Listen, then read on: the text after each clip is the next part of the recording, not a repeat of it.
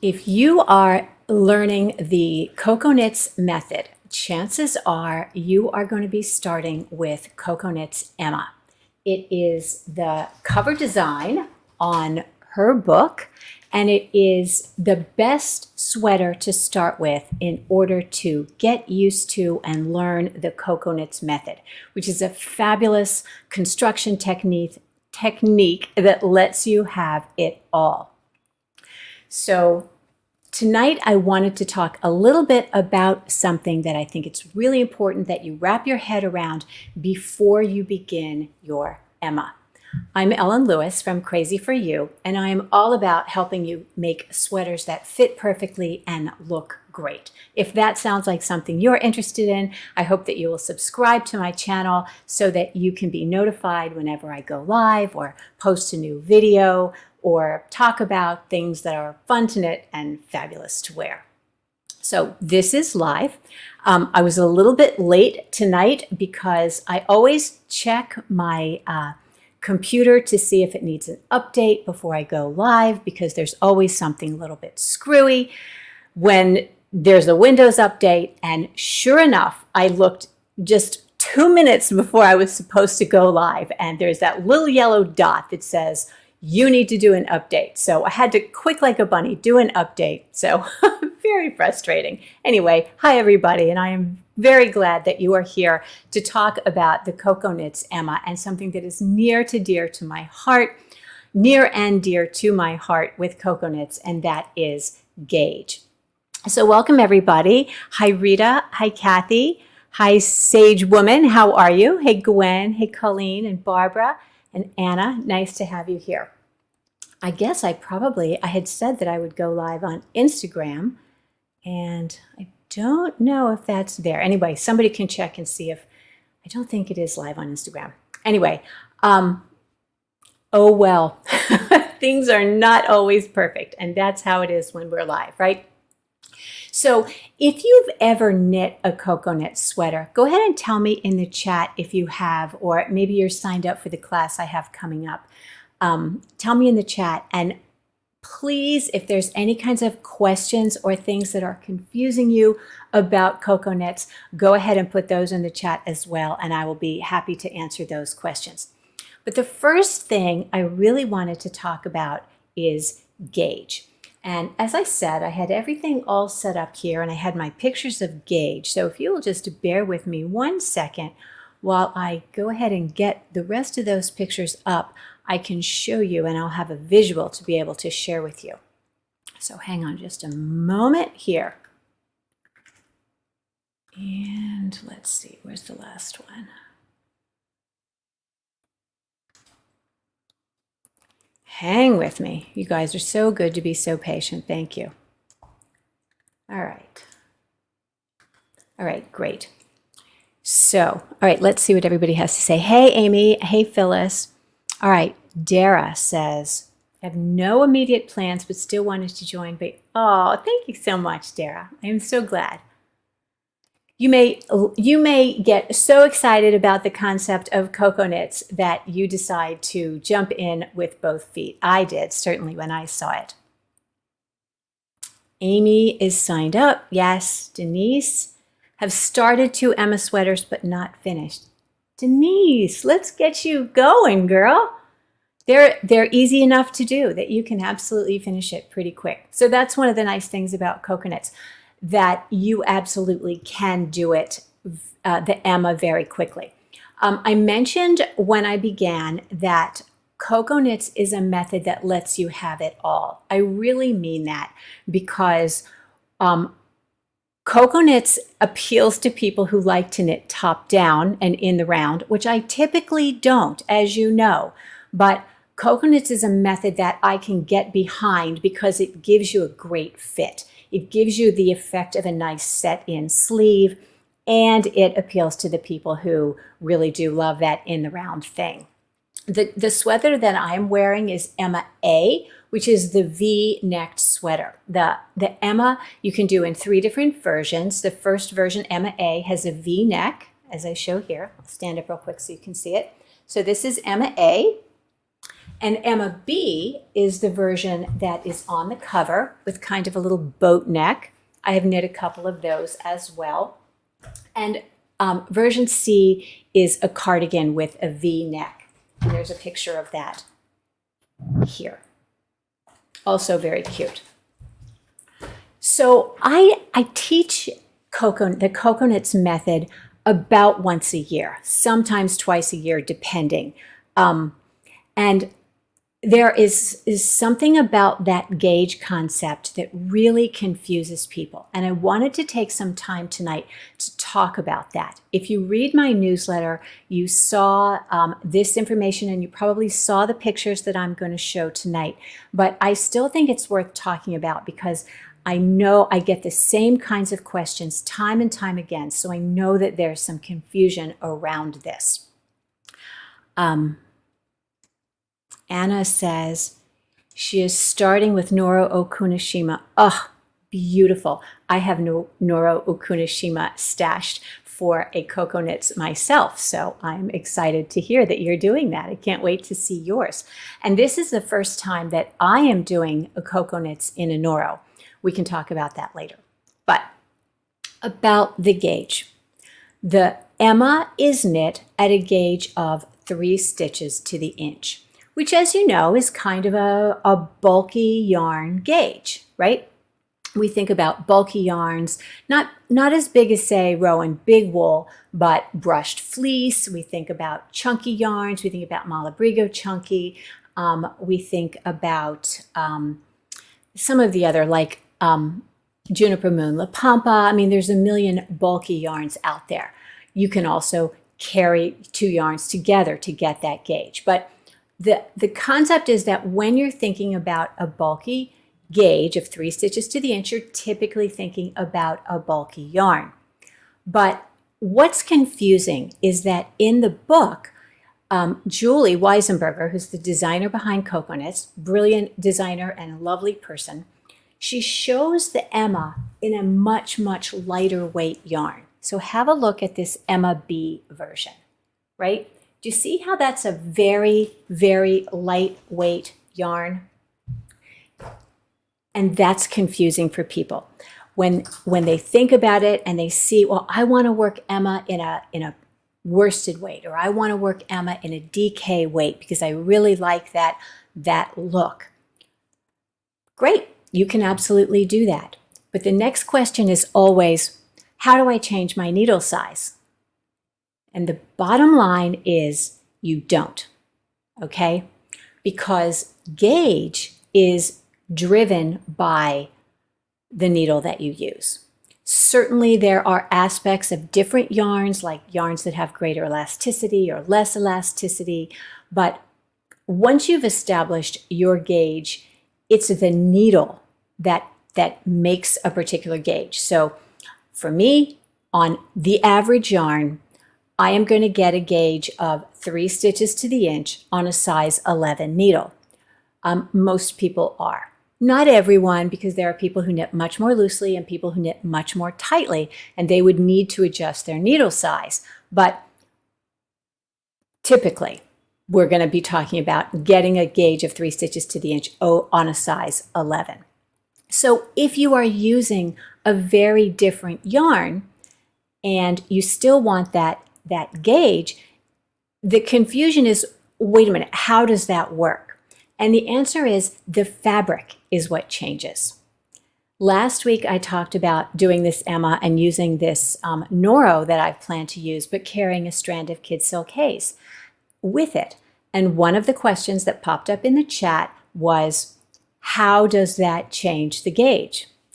It doesn't, okay? So whatever yarn that you're using, as long as you're using the needle that gives you a gauge of 3 stitches to the inch, the gauge is going to be the same. I know it's confusing. And I had another lady contact me about making this, and she said she was going to do the Emma, but she was going to use a bulky yarn because then it would go faster. Okay? Think about that a minute, right? If you are using this pattern and you're working at a gauge of 3 stitches to the inch, it doesn't matter whether you use bulky yarn or fine yarn, it's going to go the same. It's going to be equally fast regardless because the gauge is the same, because you're going to be knitting the same number of stitches, right? Just because you're using a finer yarn doesn't mean you have more stitches for this project. It simply means that your fabric is going to be different. And I want to show you what I mean here. All right, let's see. Hi there, Melissa. Nice to see you. Okay, so let's look at this picture. Okay, so let's look at this picture. Okay. Nope, not that one. That. Okay, so this is a bulky weight yarn knit at a gauge of 3 stitches to the inch, right? You can see I've got 12 stitches over those 4 inches. And you see how the stitches are all kind of snugged up right next to each other. This is a firm, dense fabric. It's not stiff or anything, but it's knit at the appropriate gauge, right, for that particular yarn. Okay, this is a yarn that has on the ball band 3 stitches to the inch is its recommended gauge. Okay, and that's what the fabric looks like. So you can also look at this, which is my worsted weight yarn carried with a strand of Kid Silk Haze on the exact same needle. You can see that I have exactly the same number of stitches in 4 inches. It's a gauge of 3 stitches to the inch. Okay? Now, this is the one I think that's especially shocking and sort of hard to wrap your head around.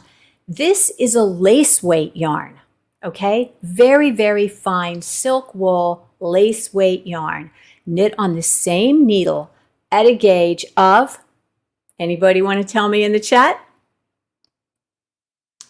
3 stitches to the inch, okay? I know it's confusing, but let's talk about it.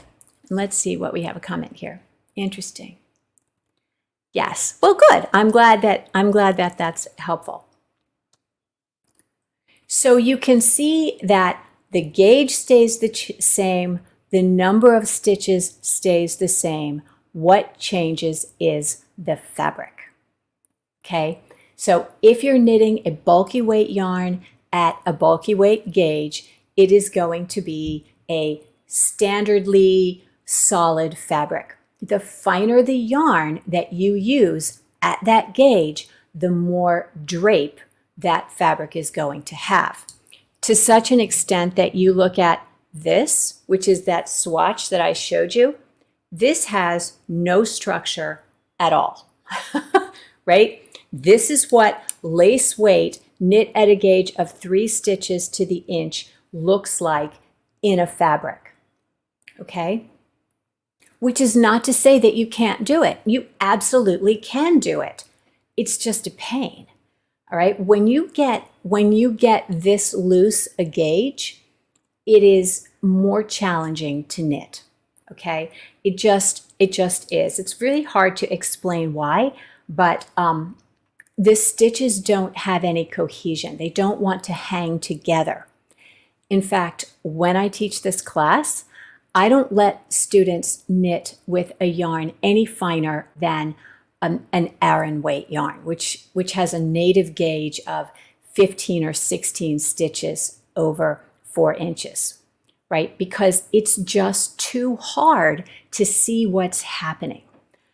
Once you get the concept and you have done Cocoknits a couple times, and if you really, really like this fabric, you know, to sort of have as something to wear over base layers or whatever, you absolutely can do it.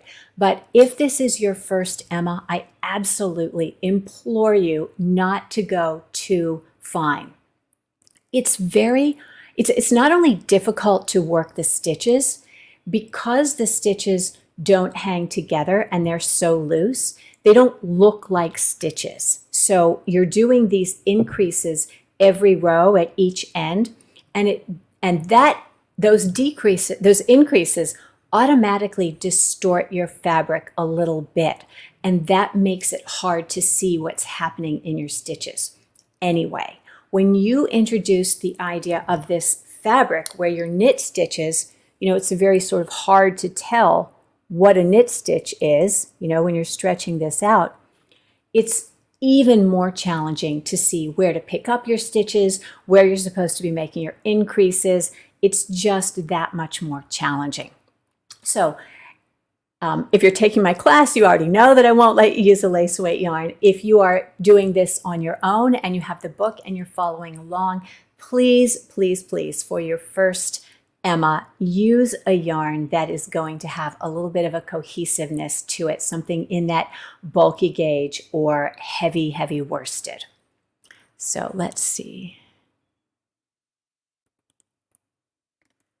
Okay, all right, so I'm glad that that's super helpful. When using yarn that has thicker spots like viola, does it affect the gauge? Okay, that's a brilliant question, Amy, and no, it doesn't. Because again, you are using the same size needle and you are getting the same gauge. What ends up happening with a fabric that is knit with, let me start over. What ends up happening when you are knitting a yarn that has thick and thin places is that they tend to balance out. Very infrequently will you have a thin place and a thin place and a thin place all come together on two sides of the stitch and the stitch below it. So you end up having, well, maybe there's a thin spot here, but then there's a thick spot right next to it, and they sort of ease into each other. And viola is a little bit thick and thin, but it's because it's a single ply and it's a little bit more of an artistic kind of yarn. It's a Noro, but it's not like a super thick and thin where you have, almost a boucle, right? So I'm actually using, as I said, viola. Let me show that picture again so you can see.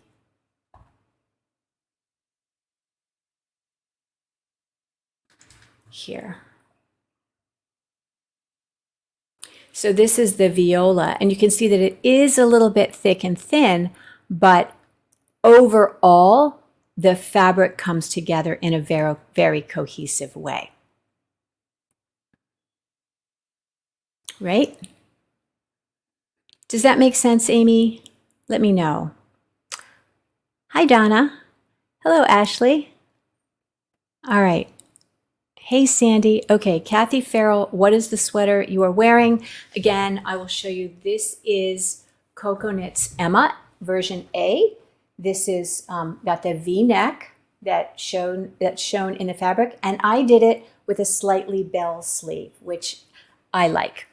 It's probably the least practical sleeve to wear when you're living a life of cooking and knitting and doing all of the things, but I love a bell sleeve. So that is something that I tend to do when I have the option if I'm doing something top down. I have several Emmas and 3 of them have bell sleeves. The yarn that I am wearing, what yarn is the sweater I'm wearing? So this is a yarn by a company called Wool Addicts, and it is called Air. It's a very, very nice yarn. It's one of the few yarns constructed in this manner.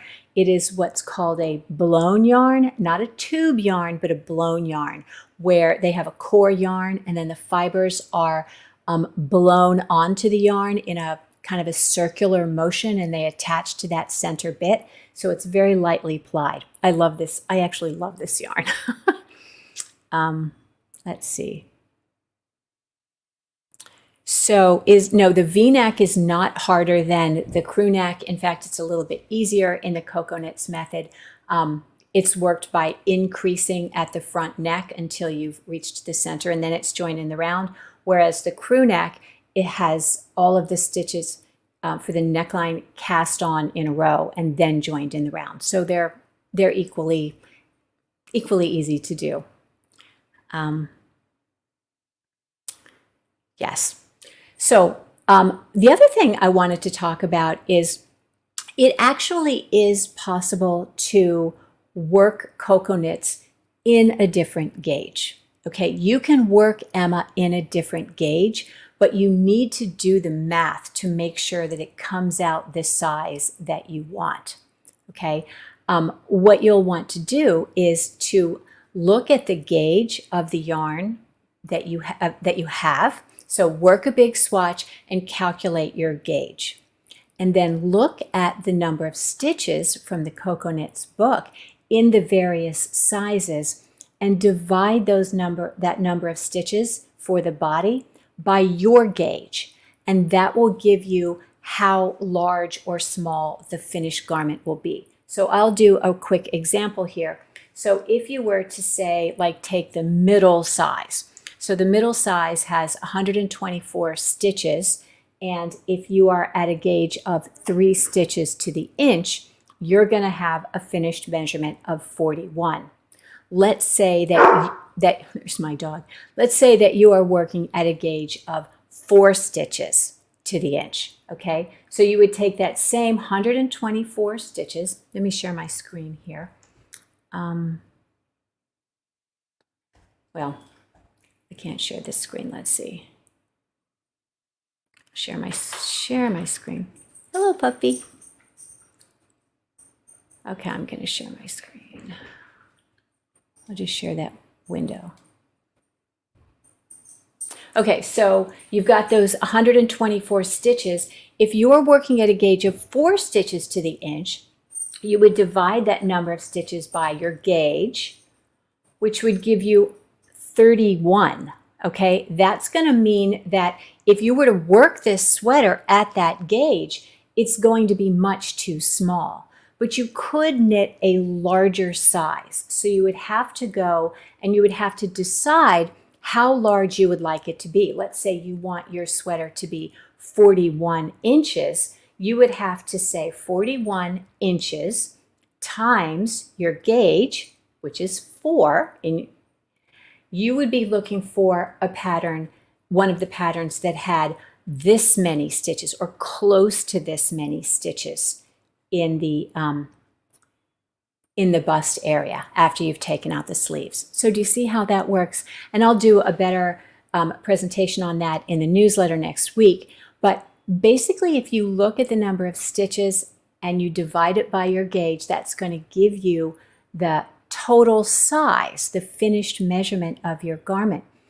If you know what your new gauge is and you know what finished measurement you would like it to have, then you are going to multiply your finished measurement by your gauge and look for the pattern, the size that has that number of stitches in it. It works great if your gauge isn't too different from the recommended gauge in the pattern, and if you're not at one or the other end of the spectrum. Okay, so if you're not, very, very tiny person looking to use a larger gauge. So just a word to the wise. But if you can do that, it works absolutely fine, because as your stitch gauge changes, your row gauge changes proportionately, and that should work just fine for you. If you have the Cocoknits Emma book and you are looking to knit Emma in a smaller gauge, or to do a Cocoknits in a smaller gauge, there are other patterns in the book that you can use as a guideline to get the right number of stitches. I hope that helps. Let's see, we have some questions here. Wonder the same thing about which is easier. Okay, good.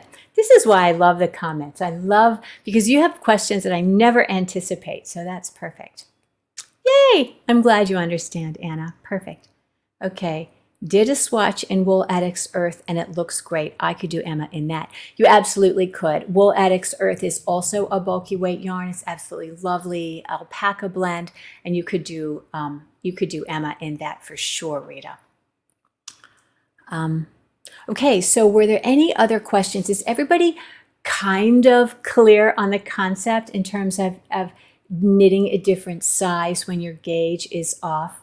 Remember that Your gauge times your desired measurement is the number of stitches that you need.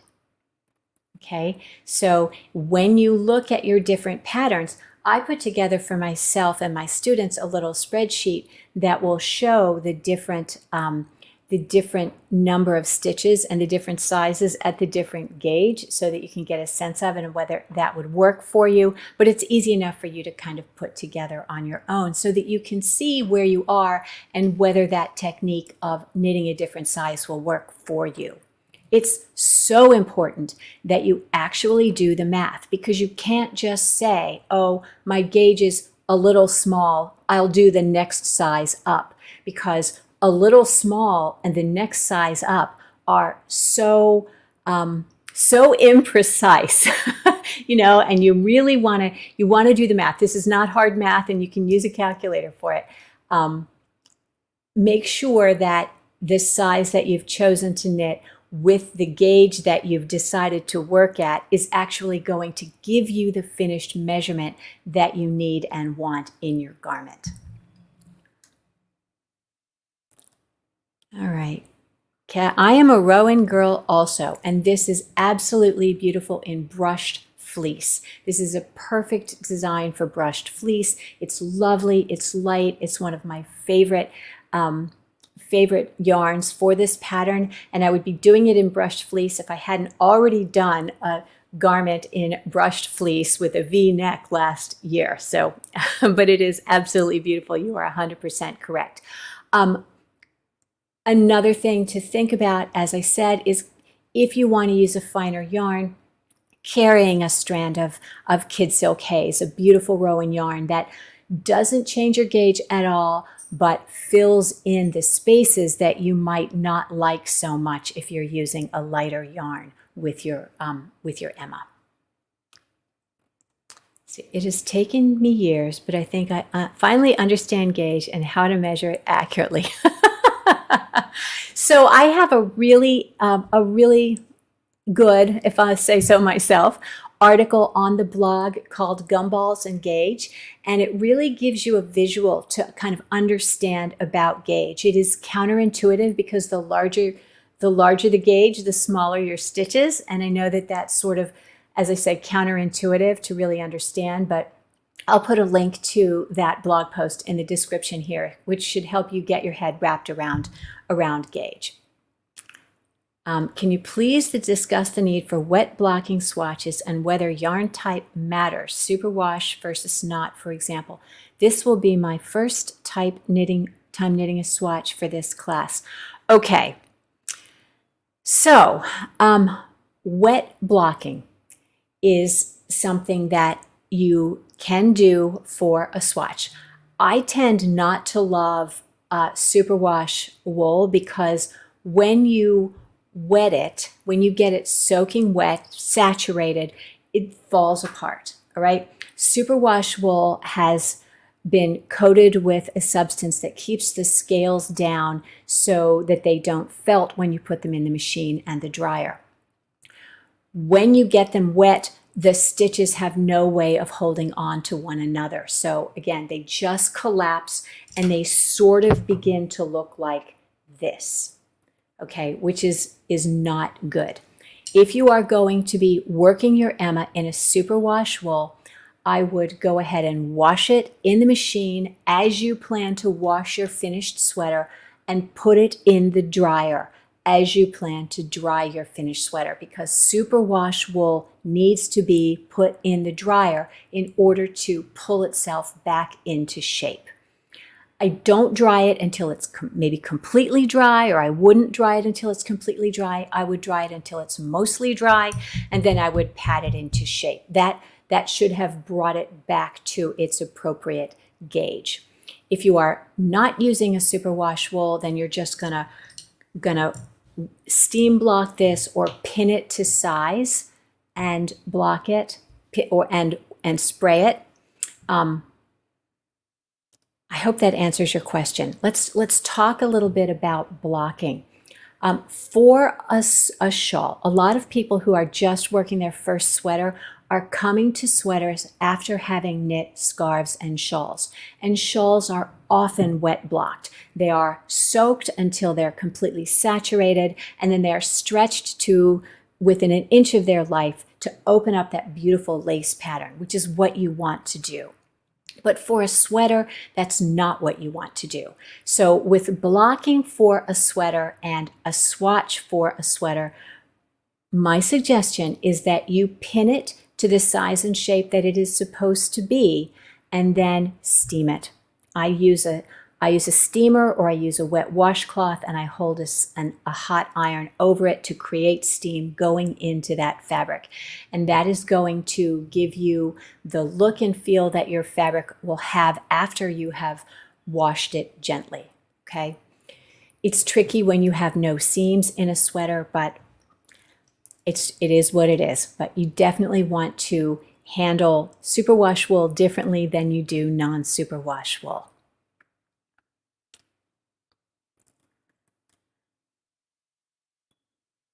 Yeah. Yep. You didn't know that, Denise? You should know that. I talk about that all the time. Yeah, no superwash for me. Does that answer your question, Sage Woman? I hope that it does. I know that wasn't the clearest and most concise answer, but bottom line is block your fabric the way that you plan to wash it. And my recommendation is that if you are using superwash wool, that you wash and dry your swatch in the machine, okay? Because that's the point of the superwash wool. It is supposed to spring back after it has been machine washed and dried without any felting. And the time to know that there's going to be a problem with that is before you start and not after, okay? Not after you've knit the thing. I hope that helps. Anyway, if you have questions about the Cocoknits method or the gauge or anything like that, please go ahead and put them in the chat. I'll be here for a minute more. And then if you're watching this later, I respond to every question that I get on videos after the fact. So go ahead and put them in there. And in the meantime, if you're signed up for the class, I look forward to seeing you. Like I said, I do this about once a year, and I'm excited to have you join me. So it should be super fun. Good. Okay. All right. Thank you. And I will see you next time. Until then, keep knitting and create something beautiful. Good night.